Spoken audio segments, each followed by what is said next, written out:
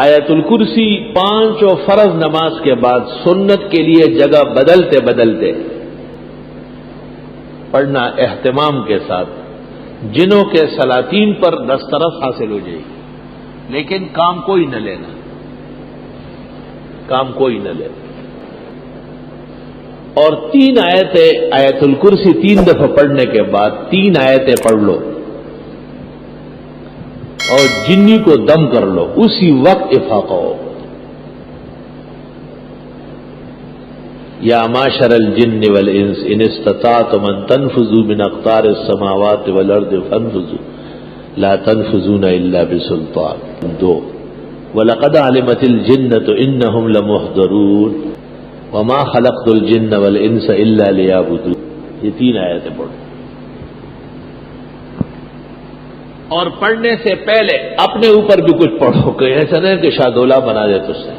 پہلے اپنے آپ کو سیر کرو تب کام بناؤ، اور اس کے لیے یہ طریقہ ہے کہ آیت الکرسی میں ناغہ نہ کرے۔ اگر کبھی بھول گئے تو ایک ہی ٹائم میں پھر 25 مرتبہ پڑھ لیں، فجر میں پڑھ لے، عشاء میں پڑھ لے 25 مرتبہ۔ آیت الکرسی کو روح کا حصہ بنا لے، روح کا حصہ۔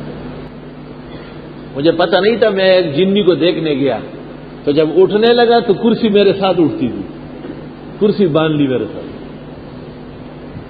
کچا عامل نقصان کرتا ہے۔ آپ کو بھی نصیحتاً للہ ولرسولہ وفی صالح امرکم، کثرت سے آیت الکرسی پڑھا کرو، خاص کر نمازوں کے آگے پیچھے۔ سنا ہے کہ کم از کم 10 مرتبہ روزانہ ہونا چاہیے، اور 100 مرتبہ تو پھر تو آپ کو وہ حاکم الجن مانے، اپنا بادشاہ مانتے ہیں۔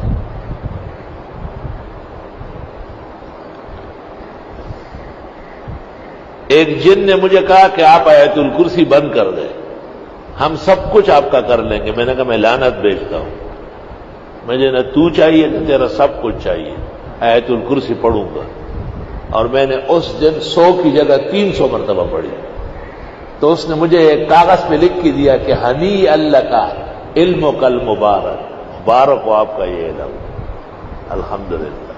میں نے کہا مجھے تمہاری پناہ نہیں چاہیے، کوئی ضرورت نہیں، آج ہے کل تیرا موڈ آف ہو جائے گا، پھر میری پٹائی کرو۔ آیت الکرسی مختلف اکابر علماء اور اولیاء مختلف تدابیر کے ساتھ پڑھتے تھے۔ حضرت صلی اللہ علیہ وسلم نے بھی بعد الفرض، بعد الصلاۃ پڑھنے کو فرمایا ہے۔ کہتے ہیں دنیا کی زندگی عزت سے اور بوقت موت آرام و راحت، اور قبر میں نجات عذاب قبر سے ہو جاتی ہے، بشرطے کہ ہر نماز کے بعد 1 مرتبہ پڑھے۔ شمس الائمہ نے مبسوط میں کہا ہے، اور کاسانی نے بدائی میں، اور ابن نجیم نے بحر میں، اور ابن الحمام نے فتح القدیر میں، اور محدث بنوری نے معارف السنن میں، کہ جن فرائض کے بعد سنن ہے جیسے ظہر مغرب عشاء، وہاں یا تو سنتوں کے لیے جگہ بدلتے بدلتے اس کو پڑھ لے، اور یا یہ کہ سنتوں سے فراغ پر پڑھ لے۔ اور جن نمازوں کے بعد سنن نہیں ہے جیسے فجر و عصر، بے شک وہاں آپ نماز کے بعد پڑھیں۔ اس عاجز اور فقیر اور نابکارہ کا یہ اعتقاد ہے کہ ادائے سنت کے لیے تو یہی کافی ہے، البتہ مختلف فوائد و برکات کے حصول کے لیے اس کی تعداد بڑھا دی جائے۔ ہر نماز کے بعد 3 مرتبہ، اور اگر صبح اور شام پڑھنا ہو تو 25 مرتبہ۔ عمر بھر کے لیے جنی شیطان آپ کا کچھ بگاڑے گا نہیں، بلکہ ہاتھ جوڑ کر آپ کے سامنے خدمت کے لیے کھڑا ہو۔ ناغہ نہ کرے، بس ناغہ بڑا خطرناک ہے۔ بزرگان دین کہتے ہیں ہر شخص وظیفے سے فضا میں اڑ سکتا ہے، لیکن افسوس کہ وہ ناغے کا شکار ہو جاتا ہے۔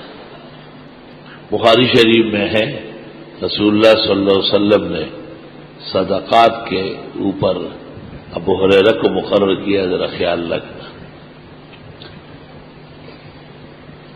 وہ کھجوریں گھٹتی تھی. آپ نے کہا آدمی تو آ رہا ہے، لے جا رہا ہے. تب وہ رہے تھے رات کو چوکیدارہ کیا تو ایک آدمی آیا اور وہ کھجوریں اٹھانے لگا. تب وہ رہے نے پکڑ لیا اسے. آقا مانتا ہوں درخت کے اور پلر کے ساتھ، ستون کے ساتھ، اور مدینہ کے بچے صبح تم سے کھیلیں گے. اس نے کہا پیغمبر رحمت للعالمین ہے، معاف کر دیں گے. تو ہی معاف کر، بے عزتی سے بچا. میں تمہیں علاج بتاتا ہوں.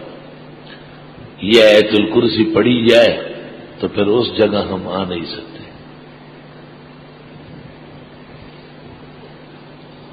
طویل قصہ ہے، میں نے مختصر کیا.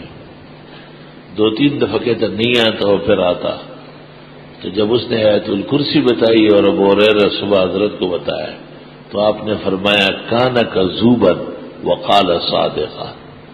تھا تو جھوٹا لیکن آیت الکرسی کی جو فضیلت بتائی کہ اس کے پڑھنے کے بعد وہاں شیاطین نہیں آ سکتے یا جنات نقصان نہیں کر سکتے، یہ ایک سچی بات ہے اور حقیقت ہے. بعض لوگ کہتے ہیں کہ ہم پڑھتے اور فائدہ نہیں ہوتا. اس کے کئی وجوہات ہیں. یا تو اعتماد پورا نہیں ہے. ہندو اور سکھ کتابیں چھاپتے ہیں تو ان کو فائدہ تھوڑا ہی ہو رہا ہے. منافقین آیات پڑھتے تھے تو انہیں کیا فیض تھا. اور یا یہ کہ وہ طریقہ نہیں جانتے. اور فائدہ یقین کے درجے میں ہے. اس کا طریقہ یہ کہ دیکھو، ایک آدمی نے 1 چمچہ چینی پیالی چائے میں ڈالی تو چائے میٹھی ہو گئی. لیکن اگر وہ 1 چمچہ چینی پورے پتیلے میں ڈالے تو میٹھی ہوگی. اگر 1 کپ دودھ آپ 2 کپوں میں ڈالے تو نظر آئے گا. لیکن اگر آپ 1 کلو دودھ 100 من پانی میں ڈالے تو پتہ بھی نہیں چلے گا. اس لیے علماء کہتے ہیں 11 مرتبہ پڑھو، صبح و شام پڑھو، 3 دفعہ پڑھو. وہ آدمی کو دیکھ کر کے اس کا معیار مقدار بڑھاتے ہیں. میں نے خواب دیکھا ابھی 2-3 سال میں کہ 2-3 جنات ہیں اور مجھے کہتے ہیں تم کیا ہمارے خلاف ہر وقت باتیں کرتے رہتے ہو، ہم تمہیں سیدھا کر دیں گے. میں نے کہا مجھے میں نے کہا 1 سیکنڈ نہیں لگے گا. تو میں نے آیت الکرسی پڑھنا شروع کی تو مجھے کہا ہم آپ کے آیت الکرسی سے نہیں ڈرتے. میں نے چٹ پٹ 3 مرتبہ پڑھی تو وہ ہلنے لگے جیسے فالج والا گر رہا. میں نے جو 2 مرتبہ اور پڑھ لی تو وہ گر گئے اور گندی قسم کی بدبو دھواں نکلنا شروع ہوا. میں نے اس دن پر اثر میں بھی لوگوں کو کہا کہ اس زمانے میں آیت الکرسی کا مقدار بڑھانا ضروری ہے. بڑے پیمانے پر پڑھو گا. بزرگان دین کے عمل میں کیوں اثر ہے؟ انہوں نے اس کو پختہ کیا ہوتا ہے. پختہ آپ پہلے دن چٹنی نہیں بنا سکتے، انڈا نہیں بنا سکتے، لیکن جو لوگ بنانے لگے ہیں وہ دیگ پکواتے ہیں. 10,000 اور 20,000 آدمیوں کا کھانا ایک شخص پکاتا ہے. اس کو پتہ نہیں کہ اگر خراب ہو گیا تو اس کو کیا جواب دوں گا. پورا اعتماد ہے اپنے کام پر، کیوں خراب ہو. یہ کہ آیت الکرسی پڑھنے کے بعد زمین سے آسمان تک فولاد کا قلعہ بنتا ہے اور اس میں یہ غیبی مخلوقات، نظر نہ آنے والے اشرار اور یہ دوسری کائنات مفسدین یہ داخل نہیں ہو سکتے. احادیث مبارکہ سے پتہ چلتا ہے کہ کسی نہ کسی نماز کے ساتھ آیت الکرسی پڑھنا چاہیے. اس عاجز اور فقیر پر تسلسل حیات کے ساتھ یہ واضح ہوا ہے کہ کم از کم 25 مرتبہ روزانہ آدمی آیت الکرسی پڑھے. خواہ فجر کے وقت پڑھے، ہر نماز کے ساتھ 5 دفعہ پڑھے، رات کو پڑھے اور پورا ورد کرے 100 مرتبہ کا تو اور ہی بہتر ہے. اور جب ضرورت شدید ہو تو 5 دفعہ پڑھے. موجودہ دور میں حالات ابتر ہے، موسم خراب ہے، شہری آلودگی ہے، نیک لوگ اور اہل حق نشانے پر ہیں. اس لیے یہ عاجز اور فقیر نے طلباء سے کہا ہے کہ 100 مرتبہ پڑھے. سینکڑوں مرتبہ روزانہ. کسی عمل پر تب قدرت حاصل ہوگی کہ آپ ناغہ نہ کریں.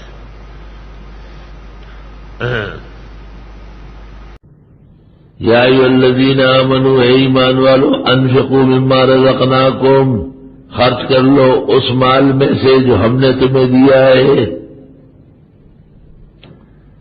100 آیات میں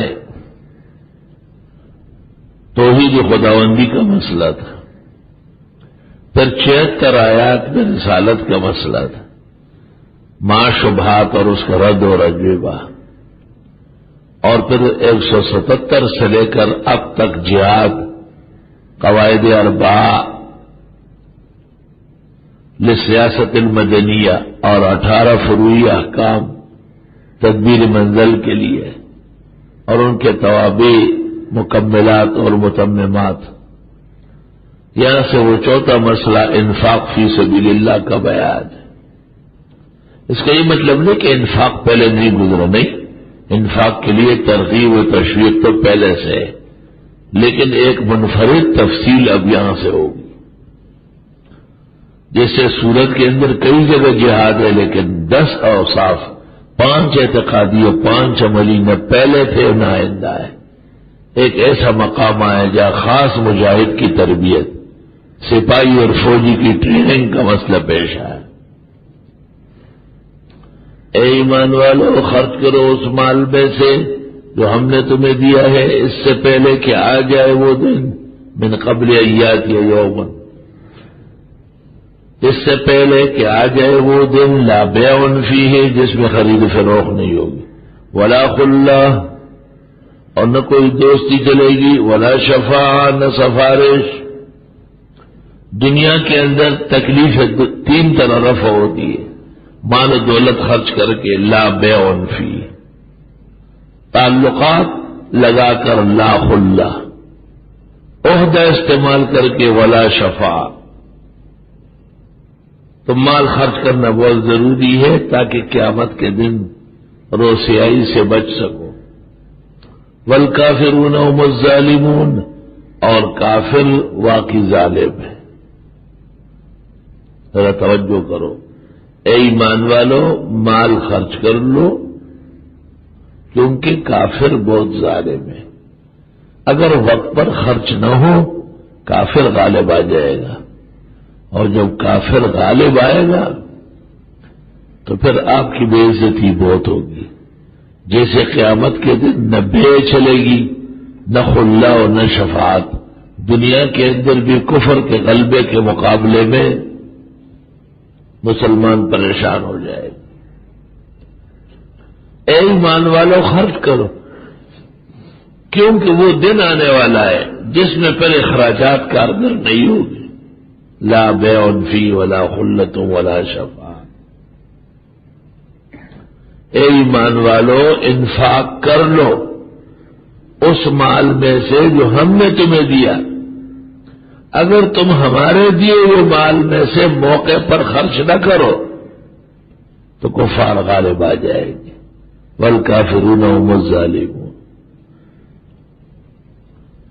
انفاق کی اصل علت یہ ہے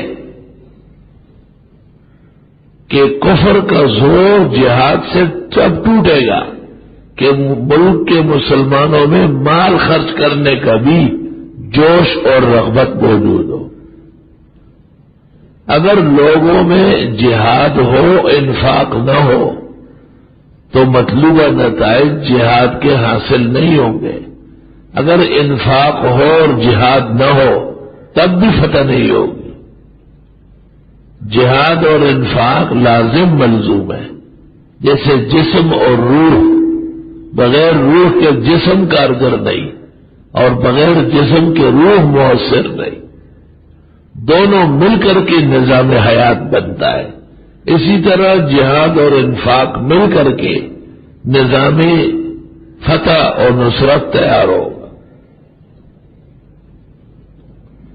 جب قرآن کریم میں جہاد کی ترغیب دے یا انفاق کی تو آپ آگے پیچھے دیکھیں اللہ کی خاص صفات، اللہ تعالیٰ کی خاص جلالت، اللہ تعالیٰ کے خاص قسم کے قدرت اور خداوندی کے کرشمے وہ بیان ہو۔ اللہ لا الہ الا ہو، اللہ ہی ہے، نہیں ہے معبود مگر وہی ہے۔ الحی، وہی زندہ ہے، القیوم، وہی قائم دائم ہے۔ لا تاخذہ سنۃ، اس کو پکڑ نہیں سکتی ہے اونگ ولا نوم، نہ نیند۔ لہ ما فی السماوات و ما فی الارض، اور اسی کے لیے ہے جو کچھ آسمان و زمین میں ہے۔ من ذا الذی یشفع عنده، کون ہے وہ جو سفارش کرے اس کے روبرو، الا باذنہ، مگر اس کی اجازت سے۔ یعلم ما بین ایدیہم، وہ جانتے ہیں ان کے آگے، وما خلفہم، ان کے پیچھے۔ ولا یحیطون بشیء من علمہ، اور انہیں گھیر سکتے ہیں کچھ بھی اس کے علم کا، الا بما شاء، مگر وہ جو اللہ چاہے۔ وسع کرسیہ السماوات والارض، وسیع ہے اس کی کرسی آسمان و زمین سے۔ ولا یؤودہ حفظہما، اور اس کو تھکا نہیں سکتی ہے، گرا نہیں پڑتی ہے حفاظت دونوں کی۔ وہو العلی العظیم، اور وہ بزرگ برتر ہے۔ یہ وہ آیت ہے جس میں 18 مرتبہ مظہراً اور مضمراً اللہ کا ذکر ہے۔ اللہ ایک، ہوا دو، الحی تین، القیوم چار، لا تاخذہ میں ضمیر 5، لہو میں ضمیر 6، من ذا الذی یشفع عنده 7، الا باذنہ 8، یعلم میں 9۔ ولا یحیطون بشیء من علمہ 10، الا بما شاء 11۔ وسع میں 12، کرسیہ 13، ولا یؤودہ 14۔ وہوا 15، العلی 17، العظیم 18۔ کوئی آگے پیچھے ہو، 18 مرتبہ مضمراً اور مظہراً اللہ تعالیٰ کا ذکر ہے اس میں، اس لیے اس کو آیت الکرسی اعظم آیہ من القرآن ہے، فضل و شرف میں انمول ہے۔